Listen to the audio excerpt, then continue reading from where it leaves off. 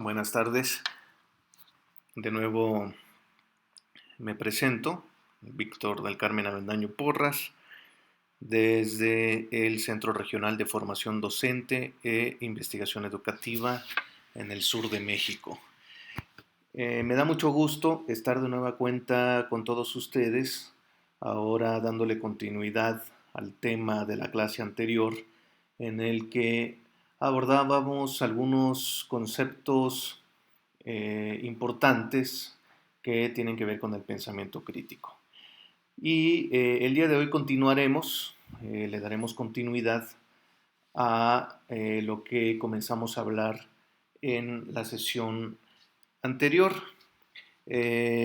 Antes de arrancar con las didácticas, algunas de las didácticas, algunos de los ejemplos que nos pueden dar luces sobre lo que nosotros podemos comenzar a hacer o que seguramente sin saberlo, sin darnos cuenta, lo hacemos constantemente con nuestros estudiantes para poder incitar a los jóvenes, a los adolescentes, para que piensen de una manera más crítica, ¿no? Y por ende, bueno, surgiría primero la pregunta, a mí me parece que es una pregunta válida, eh, porque pues nos podríamos cuestionar fácilmente, ¿realmente podemos enseñar a pensar críticamente a un sujeto? Eh, Fue una pregunta incluso que se postuló en la clase anterior y si nosotros desglosamos un poco la pregunta nos daremos cuenta de que pues, el pensamiento crítico en sí no es una habilidad con la que se nazca, no es una habilidad especial con la que algunos sujetos nacieron y viven y que les fue regalado, sino que simplemente tiene que ver con un tipo de pensamiento que naturalmente consiste en ver los diferentes lados de un tema, ¿no? Y además con el que se está abierto a evidencias que puedan desconfirmar o confirmar diferentes ideas. Además, todo esto del pensamiento crítico depende de una práctica constante y del dominio de contenidos específicos, ¿no? Si el estudiante no sabe sobre algún tema, pues va a ser muy difícil que piense desde múltiples perspectivas. Si al estudiante no le gusta un tema, va a ser muy complicado, naturalmente, que pueda observar desde diferentes visiones un evento, ¿no? Entonces, podríamos decir que el pensamiento crítico va hacia esta vertiente, pero también va hacia la vertiente de la resolución de problemas que más tarde puede desembocar en un pensamiento científico, ¿no? Es decir, este tipo de pensamiento que resuelve incógnitas desde el método científico y que naturalmente puede ser comprobado, puede ser replicado y, es visiblemente correcto, ¿no? Visiblemente cierto, ¿no? Si hablamos de esta parte de la resolución de problemas, de esta vertiente número 2, pues podemos pensar naturalmente en un conocimiento mucho más profundo, ¿no? Porque los problemas se incorporan o suele surgir desde problemas que se incorporan al conocimiento profundo, ¿no? Estos problemas que en un principio se pueden observar desde una estructura superficial cuando se le agrega este conocimiento profundo, este conocimiento científico, este conocimiento que se ha ido generando a lo largo del tiempo, pues naturalmente que permite focalizarse ya en una estructura mucho más profunda. Lo que veíamos en un principio como un problema superficial, ahora todo cambia y se convierte en un problema con una estructura profunda. Todo esto del conocimiento profundo naturalmente que tiene que ver con la familiaridad, con la estructura profunda de un problema, con el conocimiento para saber buscar las estructuras profundas, que todo eso se aprende, ¿no? Tiene que ver con métodos, tiene que ver con estructuras, y naturalmente que todo esto que se aprende, todo esto que se adquiere, permite transferir conocimientos de cómo resolver problemas y a su vez generar nuevos problemas. Entonces, toda esta vertiente del pensamiento crítico que se va hacia la resolución de problemas, se enfoca mucho más siempre hacia la generación, finalmente, de nuevos problemas, ¿no? Eh, la resolución de problemas requiere de una familiaridad con las estructuras profundas y el conocimiento para saber buscar estas estructuras profundas, que como ya lo decía anteriormente, pues es algo que se aprende, ¿no? Tiene que ver con una metodología, con un método, ¿no?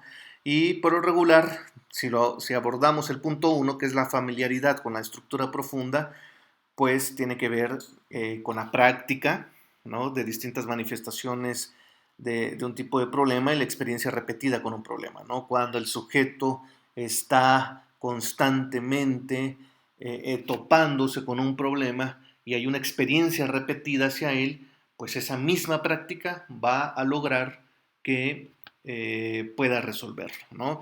Y por otra parte, este conocimiento, para saber buscar la estructura de un problema, necesita de un conocimiento de la disciplina y necesita de estrategias metacognitivas. Estas estrategias metacognitivas eh, pues permiten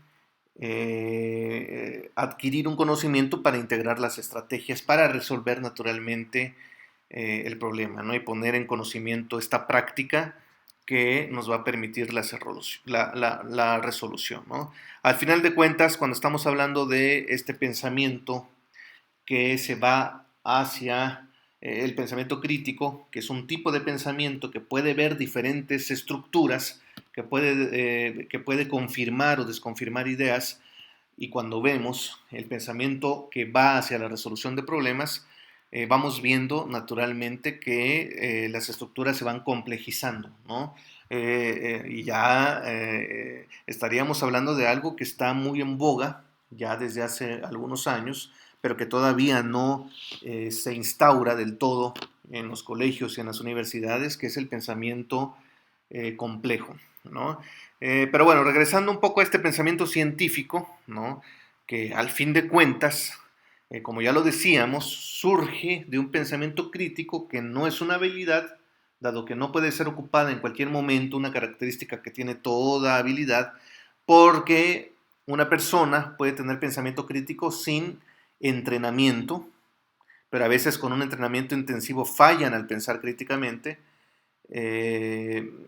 Cuando lo abordamos desde el pensamiento científico para la resolución de problemas, pues se requiere de estrategias metacognitivas, de un conocimiento científico, de una práctica, que en ciencias pues es más fácil identificar, le será mucho más fácil identificar pistas para seleccionar cuáles estrategias utilizar para resolver problemas, ¿no? ¿Cuál es la relevancia de este tipo de conocimiento? Eh, pues es muy necesario naturalmente el conocimiento, tener el conocimiento científico para poder razonar científicamente. Y esto nos va a permitir controlar variables en experimentos, elaborar correctamente grupos experimentales, manipular diferentes factores simultáneamente, seleccionar hipótesis a testear, influenciar cómo la persona interpreta datos desde de un experimento.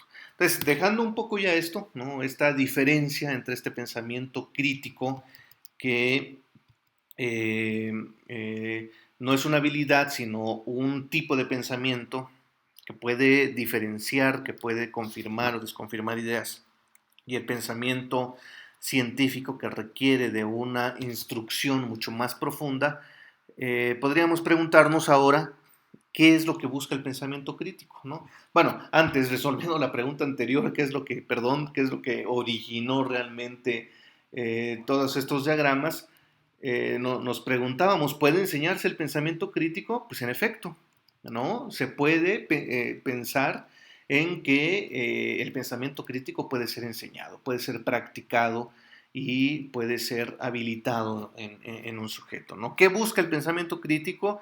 Pues que nos hagamos cargo de nuestra propia mente, ¿no?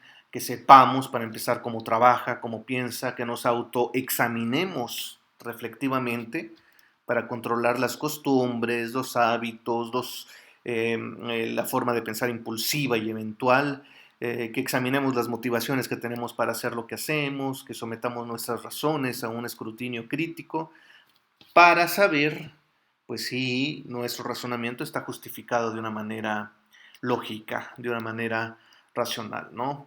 Una persona crítica tiene varias características, ¿no? Como la agudeza perspectiva, tiene un cuestionamiento permanente, pero no estamos hablando de un cuestionamiento tonto, ¿no? De un cuestionamiento vago. Estamos hablando de un cuestionamiento inteligente en el que se observa que en efecto hay una persona crítica detrás de ese razonamiento que está poniendo en duda un dicho o un hecho, ¿no? La construcción y la reconstrucción del saber, tener una mente abierta, el coraje intelectual, la autorregulación, el control emotivo, la valoración justa, ¿no? Y bueno, todas estas son características que ya vimos un poquito en la sesión pasada. Si nosotros abordamos, si buscamos en internet, nos vamos a dar cuenta de que hay varios manuales que nos enseñan algunas actividades, herramientas, técnicas, metodologías didácticas para abordar o para enseñar a pensar críticamente, ¿no? Yo en este momento voy a hablar solamente de unos cuantos ejemplos porque será una de las actividades para esta clase que ustedes justamente comiencen a pensar en cuáles son las actividades que de por sí ya vienen haciendo en su salón de clases y que les sirven para enseñar a sus estudiantes a pensar independientemente de la asignatura que ustedes impartan, ¿no? Algunas de las que mencionaré, bueno, seguramente ustedes las han practicado, las han hecho, pues las actividades en grupo, ¿no? Un ejemplo, ¿no? Escribir cuentos, escribir historias utilizando las palabras que se encuentran en un listado. Yo he hecho esto, no lo he hecho con cuentos, no lo he hecho con historias, sino que lo he hecho con grupos de doctorado y de maestría y lo he hecho el ejercicio para que escriban ensayos, ¿no? Ellos tienen que elegir palabras, en este caso son palabras en el ejemplo que yo pongo, pero cuando tienen que elegir palabras para hacer ensayos realmente son conceptos, ¿no? Son palabras concepto que van eligiendo y con esos conceptos tienen que construir ensayos, ¿no? Donde los conceptos se convierten en la parte medular del trabajo que están haciendo los estudiantes. Me parece que es una buena estrategia si funciona con adultos que estudian un doctorado o una maestría. Me parece que si se aplica con adolescentes o con jóvenes, pues todavía resulta más interesante, ¿no? Son palabras con las que ellos se identifican, que a ellos les interesa, las eligen y con base en eso comienzan a generar un cuento, una historia, un ensayo, la introducción a una investigación, etcétera, ¿no? Una reflexión, lo que ustedes gusten, ¿no? Nos damos cuenta haciendo una pequeña... Bueno, vamos a avanzar, esto ya lo vimos la vez pasada. Las pruebas cortas,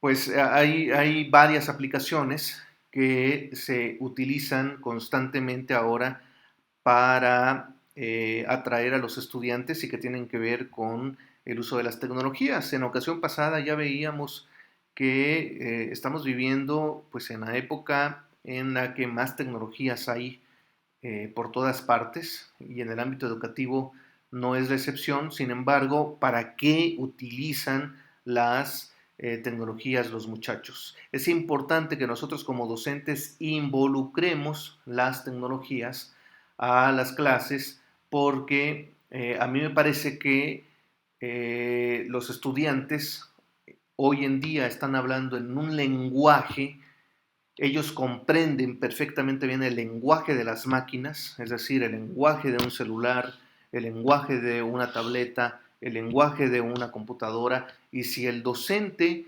no habla el mismo lenguaje que sus estudiantes, es decir, si el docente no comprende el lenguaje de las máquinas, entonces nos estaremos enfrentando a estudiantes que nos llevan una ventaja importante. Entonces, bueno, hay muchísimo software que nos puede ayudar para poder habilitar el pensamiento crítico. Un ejemplo es una app que se llama Socrative Students, donde van recibiendo instrucciones, funcionan como una especie de cazatesoros, ¿no?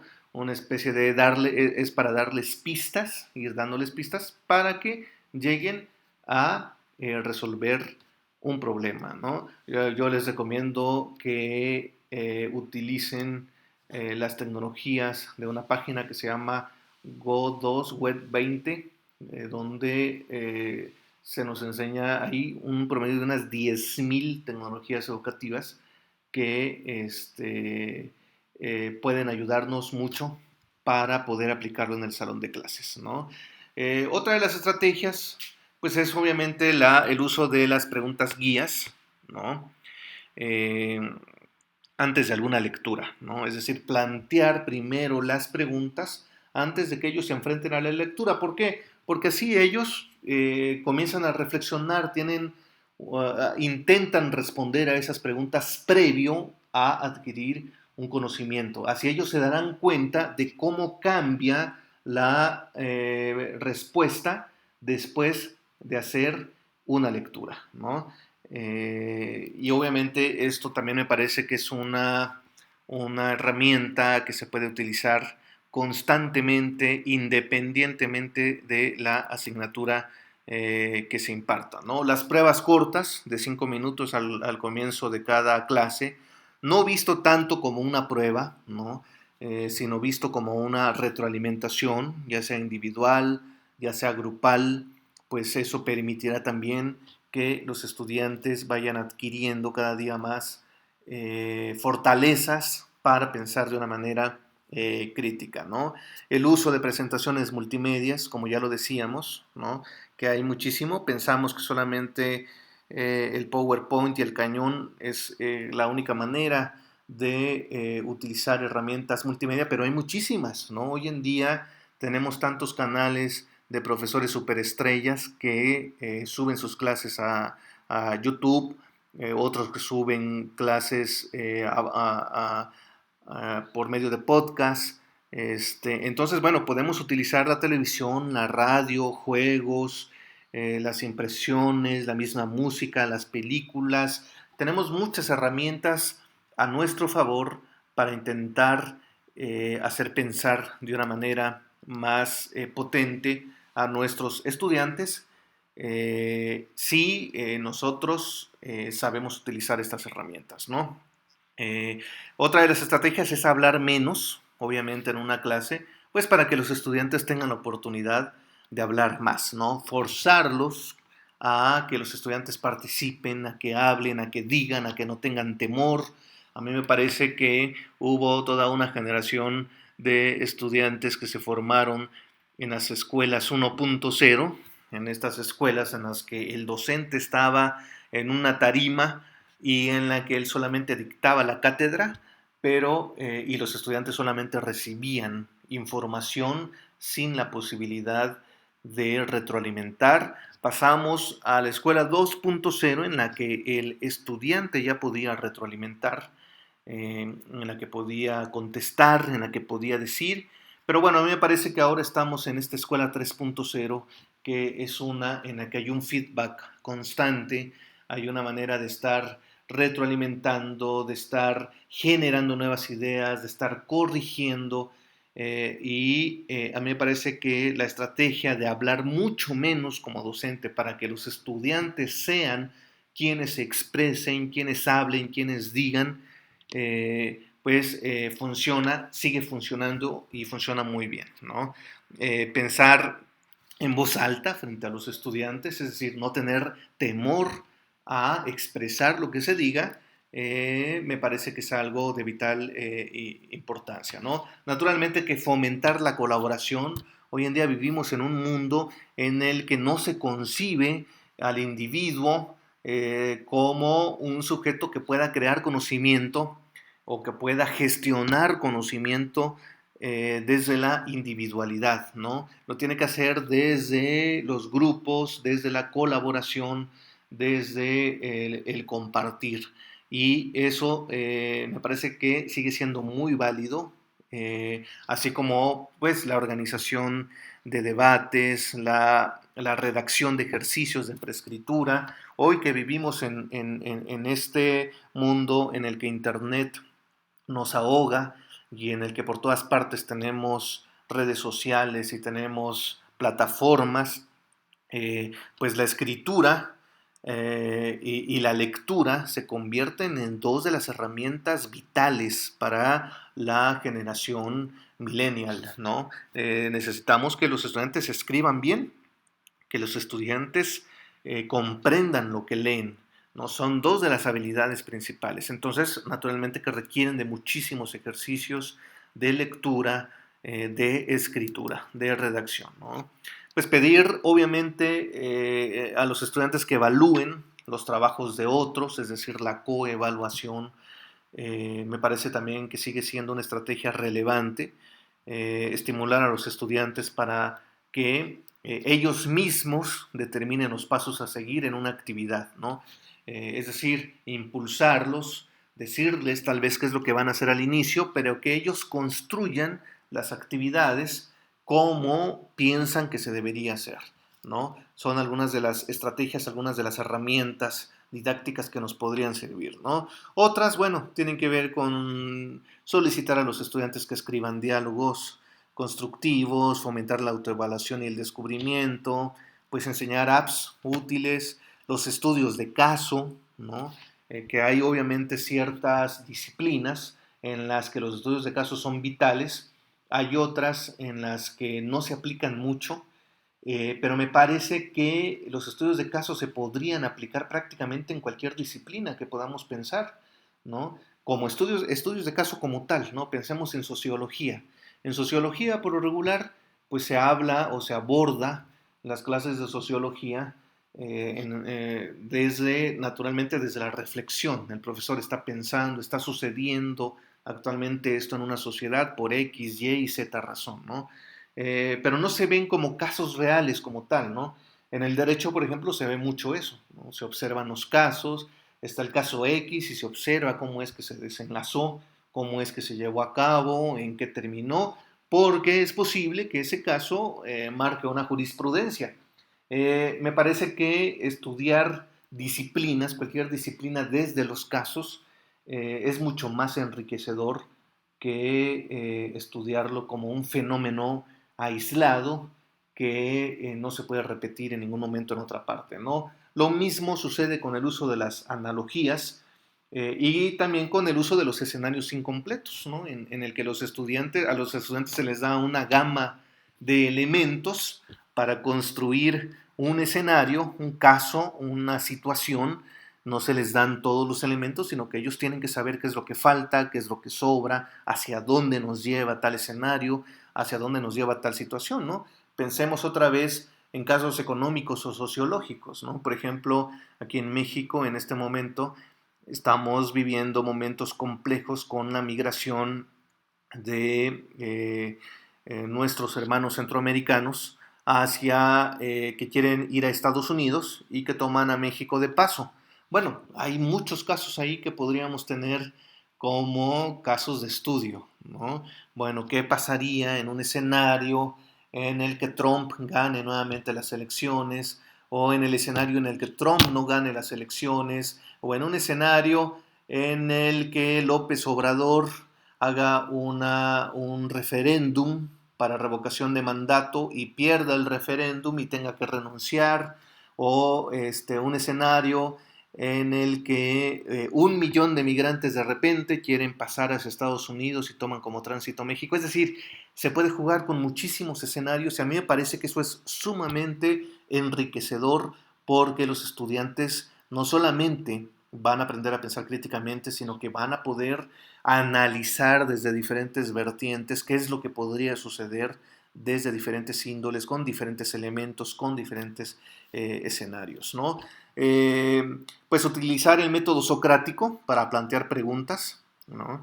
Es decir, mantener enfocada la discusión, asegurar que la discusión se mantenga intelectualmente responsable, estimular la discusión mediante preguntas exploratorias, periódicamente resumir lo que se ha atendido y resuelto y lo que no, involucrar en la discusión la mayor cantidad posible de estudiantes, hacer preguntas sobre la misma pregunta, ¿no? Es decir, ¿cuál era el punto de formular esta pregunta?